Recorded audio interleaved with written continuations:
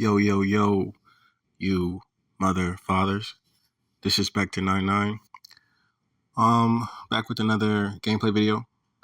I was just chilling tonight. I was in the background. You can't hear it, but I got a little screen on watching the WWE because I want to see John Cena's final match, quote unquote. Obviously, if they make enough views or money, he'll come back one day.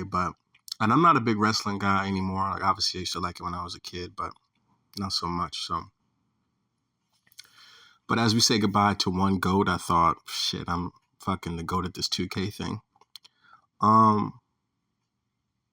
Yeah, so in this match right here, I don't know if you saw while I was talking, I'm on a 76 overall. I pretty much was like, I don't know, I'm like 10. I'm pretty much like at 14 builds, so I was like, I'm kind of going no money spent. When I say kind of, I paid money to get the shooting up on this guy, but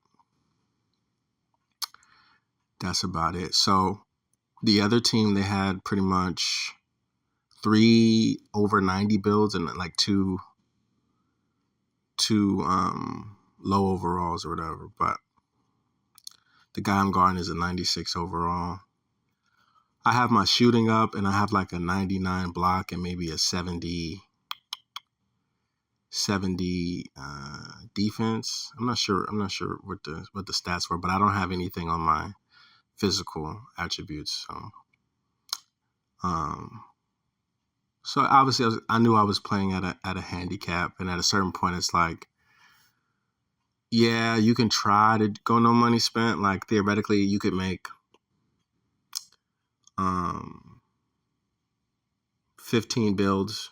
Well, you can make like 14 builds and have them may have a 99-3 and make them 6'5" or whatever. And that way when they come out of the builder, they'll have at least a 3-pointer in the high 80s. And you could go to that shooting gym across the way from Lethal Shooter, and every day you can get 500 VC for a game. So if you took all your 14 builds there and you played for the 500 VC and then you didn't use any boosts, you can make 500 times 14. Then you'd have to go over to the what's that? The Street Kings court, and you could play the computer, the NBA player, which is a little tougher because it's not tough the actual match, but the way that they programmed the Street Kings court, you'll miss a couple shots for no reason and blah blah blah. So, but if you played them every day, you can make 14 times 500 as well, and if it's probably 2 or 3 hours of your day or something. In a month, you probably, I don't know, do the math on that, but that's probably the most efficient way to make free, quote unquote, VC from this game. But the thing about that is you get hit with the FOMO, because the fear of missing out, because you're not getting community rep, So, but at this point in my 2K cycle, I'm kind of over the community rep, because I'm just like, bro, I'm about to be starter 5, and that's pretty much as good as I need for the rest of this year. Because I'm still playing with randoms. I'm still getting sold. I mean, this game is an example of like how easy it is to lose in the random rec. Like my team, we should not win a game, but I think the only thing that helps you win in random rec is getting out to a strong lead. Even though there's still you see me miss that shot. Even though there's a lot, I think there's still RNG, and I think there's still the boomerang effect or whatever it's called that Ronnie talked about last year. But if the team is on a winning streak or you're winning, the randoms behave. And if you guys are down, they don't really do that. And this is perhaps like low rec. I know they don't call it low rec anymore because they don't segregate it anymore, but low rec or any kind of rec, like I guess when you're in a casual or black plate rep or rec, it's the most dangerous place to be because, especially when you're like about to get out of it, like when you're about to turn brown or vice versa or whatever, like right when you're at the cusp of changing tiers, rep tiers, they'll put you on a team with someone that they're willing to lose the game just because they're not even close to um, leveling up. You know, like they're so far at the bottom, they're like, I'll take another fucking loss. And you're like, damn, but I was right there, like, because you want to get out of these low tier lobbies, but sometimes it's hard. So the guy that I was playing, he's got to be driving himself crazy because he's like, bro, I'm a 96. This dude is 76, 75. Let's get this dub. And they couldn't collaborate together to get it done, you know? So at this point in the match, the first quarter, I got to take like one shot. I missed it. I'm not really getting a lot of possessions. I don't have any assists. So for me, I'm just thinking like, I'm just happy to be outside, you know, because I'm thinking like, listen, I'm gonna get some, even if it's like a point or whatever, I'm getting some community rep that left me wide open. Um, the crazy thing that I found so far is like, I want to play in the proving grounds. This is a yap session, you bitch. I wanted to play in the proving grounds. Um, so I've been trying the 3v3 mode, but it's still kind of predatory because you can be on a random team and have to play a real team, you know? But I'm like, at least it's not 5 people on a team versus whatever the hell I'm doing, you know? But so the games are quicker, but it's like, damn, you just get dropped off quicker, you know?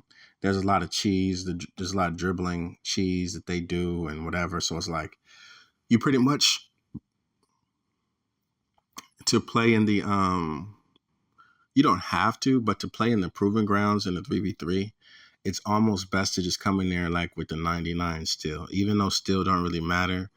But when you got all that space and the dude is just dribbling, you if you don't have steal, you just got to look at him, you know.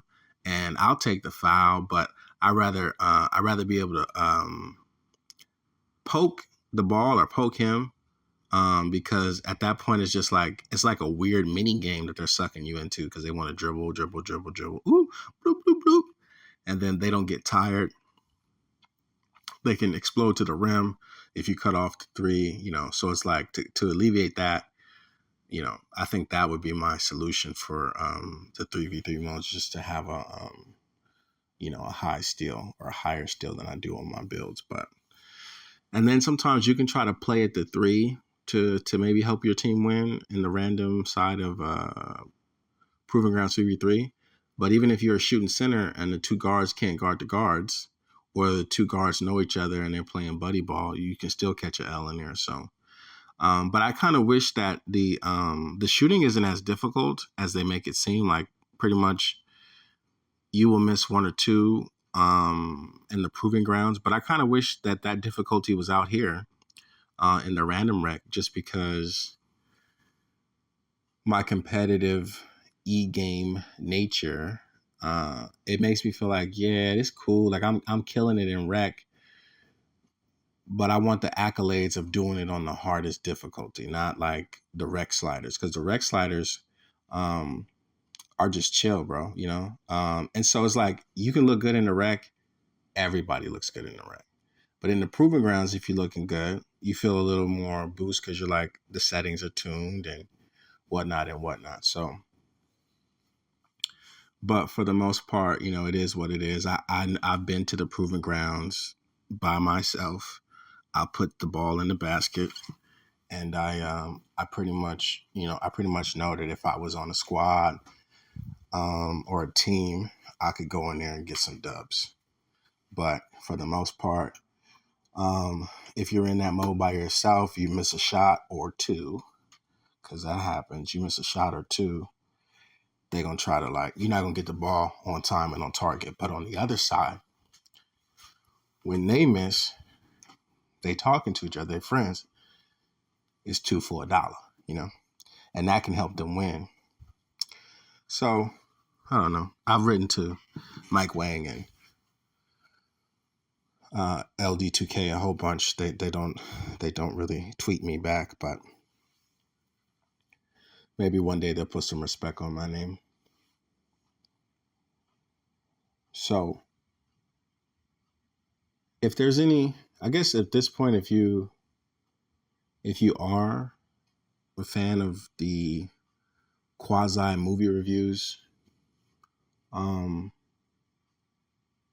I do on this channel, you could probably message me and tell me something you wanna hear me talk about, and I'll try to find it as best as I can if it's really accessible. But other than that, I don't know. I was thinking about doing some more build videos, but the market is super saturated, and at a certain point, I'm not gonna do any hating. I was gonna go on a tangent, but I think it's interesting. This has nothing to do with build people. I think it's interesting that people buy the game and then they want to make their player look like Kevin Durant or some other player. And I'm like, bro, like, they have the face scan option. Why not do that? Or just why not use one of the generic faces and make your own character? Like, yes, Kevin Durant is awesome and Kevin Durant is real and he's doing his thing. He's chilling. He has all the food he wants. Life is good. His Christmas is about to be pretty fun if he can keep his girls in line. But I don't know. I don't get that part of the fantasy where you're like, I want to, cosplay or do whatever as this person. But people do that. So it's like, I could make you 100 build videos, but the best builds are fairly obvious. And that's what I know how to do. So, but other than that, look at this, man. Look at God. We're up by 3 points, right? And this was cool. This was kind of a rewarding experience because at first, like I said, when I loaded in, I kind of did what like I don't like people to do, because it's like, okay, listen, if you want to grind your build, go to the 1v1. Like 2K kind of gave you like a cheat code. Like, you're going to catch L's, you're going to lose. It's going to be kind of tedious, but you are getting community rep. You are getting player experience, but most of us don't even care about the micro experience because most of us are doing rebirths anyway, right? So that means we can count that out. But you do get a little bit of VC for the L. You do get to get your online rep, even though it's going to be low. You're still working towards unlocking stuff, So you could live in the fucking 1v1, but really, like I said, the other way is the best way to do it. You make 14 sharpshooters and you just go for those modes to get that 500 VC every day. And then you could easily take one of those sharpshooters, and go to the 1v1 and sell, lose, make a couple threes. You still earn a community rep and VC. Doesn't matter. Your record doesn't matter. I don't think anyone cares about your record, in the sense where if you had a terrible record, but you're actually good at the game and you wanted to go to a comp, pro-am or something, they would let you in because they're like, oh, this dude's trash. And then you kick their ass, right? So skill versus record is cool. Shooting percentage, if your shooting percentage is deceptively low, that's even more fun, They're like, oh, he can't shoot. I ain't got to worry about him. Whatever. So I mean, it's just different things to think about. Whatever. Life is lifing right now. But yeah, I don't know. I'm just thinking, like, when I loaded in, I was like, I thought I was gonna be on a team where people would want to leave, but the overalls were so low on my team that it was like, oh shit, nigga, we cooking. So, and I keep saying in most of my videos I gotta monitor the N-word use that I do, but I don't know. I think it just slips off the tongue so naturally these days. But I want to, I guess eventually, if I ever get more professional, I will try to, because obviously, when you go to work, you don't do it. Um, so the lead is growing for us.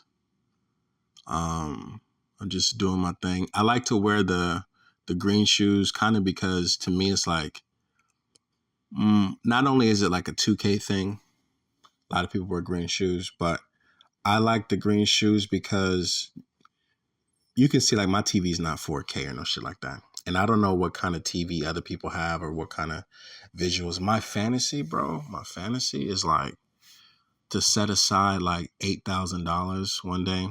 I don't know. I may be 79 when I do this shit, but I wanna play 2K on like a crazy ass TV. So this TV is like that I have is like 500 or some shit like that. So it ain't that crazy, but when you go to like Best Buy or Target and you see them TVs that they got on display, they got like the fish on them. Yeah, you know what I'm talking about. The fish TVs, nigga. I just did it again. I want one of those motherfuckers, man. And I said this before. Um, there's a TV that Sony made that cost $5 million, and they install it in your wall, pretty much, of your mansion and shit. And I said, ooh, if a $8,000 TV look crazy, what the hell does the $5 million? What kind of visuals is that shit pumping off, bro? And so then I was like, okay, well, listen, if you buy one $5 million TV, simple math, if you put 5 in the mansion, that's 25 mil just on the screens, which would be crazy. I feel like after you do that, like after they break or something like that, you probably would never do that again, because it's like, it's not worth it. But just to have that experience where I'm like, yeah, I did it again. How much does it cost? 5? Give me 5 of them. You want 5, Mr. Whatever your last name is? Yeah. Give me 5 of them Johns. You feel me? Be sexy. It'd be like a lot of, because people, imagine people buy Ferraris or what's the names? Crazy big yachts and stuff like that. A yacht, like a nice one. This is just some side knowledge for you if you make it this far. At one point during the pandemic or something, Bill Gates was gonna buy a yacht, but it got out, and he didn't buy it right away. Like maybe he bought it later, maybe he bought a different yacht, but the yacht was gonna cost $750 million. Like it was almost $1 billion yacht, and at that point, if I'm him, I'm like, hey, just make the boat cost if the boat look hella nice at 750 million, put the other 250 on it, sell some more stock in Microsoft, get the Billy boat. He probably went ahead and got the Billy boat. But what I'm saying is people, in that tax bracket, they get to have extravagant stuff all the time. Hella Ferraris, 10 Ferraris, 20 Ferraris, whatever they want. So I would have my little 25 mil wasted on TV screens. They're showing some old footage right now on the WWE of John Cena chilling with the Undertaker and The Rock and different things like that. But yeah, I like to. I mean, I like to. I like to pay attention, when people doing their last hurrah. So like if they ever said this was Curry's last game or whatever, I think that's cool because it's obviously in your own life you get to envision like when will you get your final celebration, if ever. So that could be like a retirement party or um you could be honored for something in your craft or blah, blah, blah, blah, blah. So you get to see these other people's moments and, just think about your own in some small way. And even if you never get it from the collective or the world, maybe you could celebrate yourself from time to time. Be like, whatever like obviously they might not give you the promotion that you want or that you deserve, but you know how hard you work. And, so there's lessons to be learned from that. And it's cool. It's cool because, imagine what's the inverse of being celebrated. It's being sort of exposed, So any day a person can be celebrated is cool.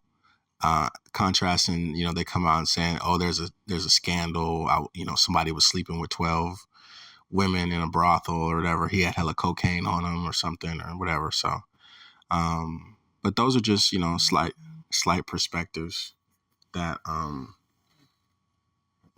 keep things going, I suppose. What are we doing here? Biekta99. I guess I'll do a movie review later for you, faithful few. Yeah, I just try to the game. I don't know. I say it all the time. I think the game is. There's things I would change, right? A lot of things I would change, but the fundamentals of the game are cool. I was good at the game every year. Last year included with the RNG. It just like the thing about the RNG was just like this version of the game is funner or more fun because you can trust your teammates to an extent. Like last year, man, you didn't know who to get a ball to. If you was a PG last year in the random rec, it was insane because you're not getting no help. But in this year, everyone on the court has the potential to shoot, right? So that's kind of fun. You don't mind, tossing the ball around. The badge system this year is way better from the standpoint of last year, it was hard to be over 6'10" and shoot because set shot specialists had RNG in it. So just what I'm saying is like if the game knows that you have Hall of Fame versus set shot specialists, you're going to miss one or two shots just because the game needs to create an arbitrary difference between Hall of Fame and set shot specialists. And so on last year's game, the badges were against you. The highest your three ball was or could be naturally was an 86. So the game kind of judged you on that because there's a I forgot what it was, but there was a green window number for the middies. And I believe there's a green window number for your three-point shot, but they don't advertise that. But I know it's not 86. So when you were trying to be a shooting big last year, you had to get a little warm. You had to get, your shot over 90 or so to be money. And then with that system and then the RNG system, you didn't know when the shot was going in. And you could only really have one legend badge last year as a shooter. So if you used your legend badge as a shooter and it was going to be set shot specialist, then you didn't have a high deadeye. If you wanted the highest deadeye you could get, you won't have set shot specialist on legend. You won't have you can make your limitless hella far, but then you don't have set shot specialist or deadeye. So it was like a choice like that. But this year you can have all them badges high as F, and it reopened up the court for the tall shooters. And pretty much every height you can shoot at every height now. So I think that's a way better system for sure. And you can see the game's almost over. Look at that. We just talked about like 25 minutes, 23 minutes, and I was yapping, just elite yaps. Can we say that? Elite, you take an elite nap to take an elite yap. That's what I do. It's kind of like I'm like the John Cena of this, But for the most part, I think the year is almost over. I'm not sure how many episodes I'll do this year. 21 subscribers, 3 of them are me. What more do you need? The engagement is not that high, but it's cool. I don't know. It's like it's whatever. I'm just vlogging at this point. Something I'll be able to look back on in my old days. As long as YouTube is alive, I can come back to this channel and listen to myself at night when I'm an old man and go, what was I talking about? Oh, the 2K and all these movies and shit like that. I think it's kind of funny that my most popular video has it's the I know what you did last summer little video. Um, and then I have a hella other movies that no one checked out, but I just think it's interesting that people were curious, not specifically in my voice, but knowing about that movie. But we are approaching the end. I hope, I hope not the end of my life, but this is Becton 99 signing out.